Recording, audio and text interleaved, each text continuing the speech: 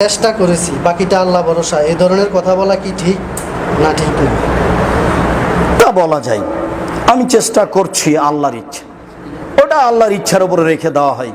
ইনশাল্লাহ বলা যায় আল্লাহর ইচ্ছা, এটা বলা যেতে পারে, বলবে। অজুতে গাড় মাসে করা যাবে কি? অজুতে ঘাড় মাসা করা বিদাত, হারাম, করলে গুনাহ হবে। সহসেজদার প্রকৃত নিয়ম কি?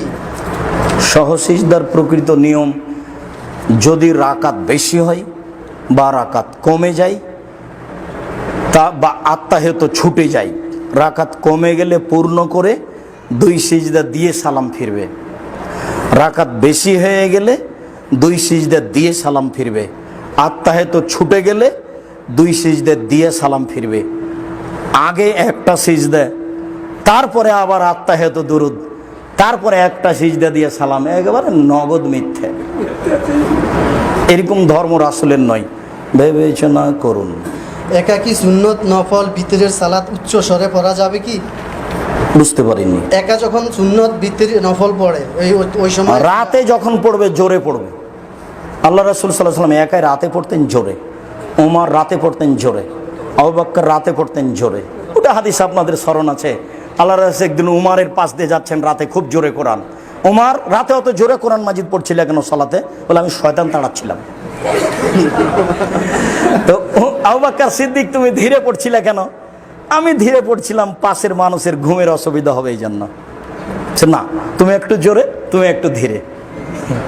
বুখারী মুসলিম। জি চলেন, উমারের কথাই ভিন্ন। জি চলেন। সিজদায় নিজের ভাষায় কিছু বলা যাবে কি? সিজদায় নিজের ভাষায় কিছু বলা যাবে না। আল্লাহ আকবর থেকে নিয়ে সালাম পর্যন্ত নিজের ভাষা চলবে না। আরবিরাও নিজের ভাষা বলতে পাবে না, কেউ পাবে না সালাম ফেরার পরে। সবাই ঘুষ দিয়ে চাকরি নেয়, কিন্তু আমার যোগ্যতা থাকা সত্ত্বেও চাকরি পাই না, এখন কি আমি ঘুষ দিয়ে চাকরি নেব? যদি আপনি ইন্টারভিউয়ের মাধ্যমে এক হয়ে থাকেন, আপনি হকদার, বুঝতে পেরেছেন, তখনও যদি টাকা লাগে দেন, তখন আপনি মাজলুম, যে নিচ্ছে সে জালেম। আর যদি আপনার টাকা দিয়ে আরেকজনের হক নষ্ট হয়, তখন তো বিপদ। আরেকজনের হক নষ্ট হয় না যেন।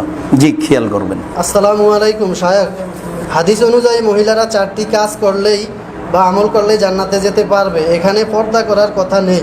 আমার প্রশ্ন হলো, তাহলে মহিলারা পর্দা না করলেও কি জান্নাতে যেতে পারবে? ও বুঝতে পারেনি 4টা এমন গুরুত্বপূর্ণ কথা। 1, 5 ওয়াক্ত সালাত আদায় করলো। 2, রমজান মাসে সিয়াম রোজা থাকলো। 3, স্বামীকে মেনে চললো। 4, জেনায় লিপ্ত হলো না। তো একটা মেয়ে যদি সাজগোজ করে একটু বাহিরে যায়, তাহলে আল্লাহ রাসূল বলছেন ও ব্যভিচারিণী, ও ব্যভিচারিণী, ও ব্যভিচারিণী। তাহলে পর্দা না করে এভাবে চলে? ভুল হিসাব। আমার বক্তব্যে মাঝে মধ্যে একটা কথা আছে যে পাপ না করেই পাপী। তার 2টা পাপ আছে দুনিয়াতে। তার একটা হলো, কে যদি কাউকে বলে আসে জুয়া খেলি, খেলেইনি, খালি বলেছে কি আসে জুয়া খেলি, তাহলে কি করতে হবে? 10 জন ফকিরকে খেতে দিতে হবে, কাফারা দিতে হবে, পাপ করেইনি। আর আরেকটা হলো, মহিলা যদি সাজগোজ করে বাহিরে হাঁটে, তাহলে ব্যভিচারিণী, অথচ যে না করেইনি। এই 4টা মানলে, এই 4টা মানলে ও সবচেয়ে ভালো মহিলা। দেখেন 4টা মানে কিনা। 1, 5 ওয়াক্ত সালাত। 2, রমজানের সিয়াম। 3, স্বামীকে মেনে চলা। 4, জেনায় লিপ্ত না হওয়া। পুরুষের সামনে সাজগোজ করে হাঁটাও জেনা। যারা ব্যাংকে কর্মরত, তারা সরাসরি সুদের হিসাবের সাথে জড়িত, তাদের উপার্জন কতটা হালাল পরিবারের জন্য? সবার জন্য হারাম। আব্দুর রাজ্জাক সাহেব, আমি যে ব্যাংকে টাকা রাখি, স্বেচ্ছা ব্যাংকে চাকরি করা আর ব্যাংকে টাকা রাখা 2টা এক নয়। আমার পৈতৃক সম্পত্তি আমাকে টিকাতে গিয়ে ঘুষ দিতে হয়েছে, তাহলে কি আমি ঘুষ না দিয়ে জমি ছেড়ে চলে আসব?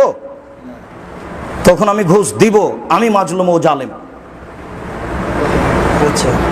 এইটা হলো গতি। আমি তো বাড়িতে টাকা রাখতে পারি না, এখন আমি নিরুপায় ভাবে ব্যাংকে রেখেছি, আর তুমি চাকরি করছো। আব্দুর রাজ্জাক সাহেব বলে, ব্যাংক চলবে কি দিয়ে? হিন্দু দিয়ে সবই চলছে দেশের, ওটাও চলুক। জমি বাৎসরিক চুক্তিতে আবাদ করতে দেরি দিয়ে অগ্রিম টাকা নেওয়া কতটা ঠিক? কারণ যে আবাদ করলো সে তো লাভবান নাও হতে পারে। জমি এগ্রিমেন্ট না যায়, যেটা হলো কট, বন্দুক, টাকা ঠিকই আছে, ফেরত দিলে জমি ফেরত পাওয়া যাবে, এইটা হারাম। লিজ, খাই খালাসি, সময় গেলেই টাকা শেষ। আমি এই জমিটা আপনার নিলাম, 5,000 টাকা দিলাম, 1 বছর খাবো, 1 বছর শেষ, টাকাও শেষ, এটা জায়েজ, কিছুই না হলেও জায়েজ। এটা আল্লাহ নবী বলেছেন। তার নাম লিজ নেওয়া, তার নাম ঠিকা নেওয়া, তার নাম খাই খালাসি, খেয়েই খালাস।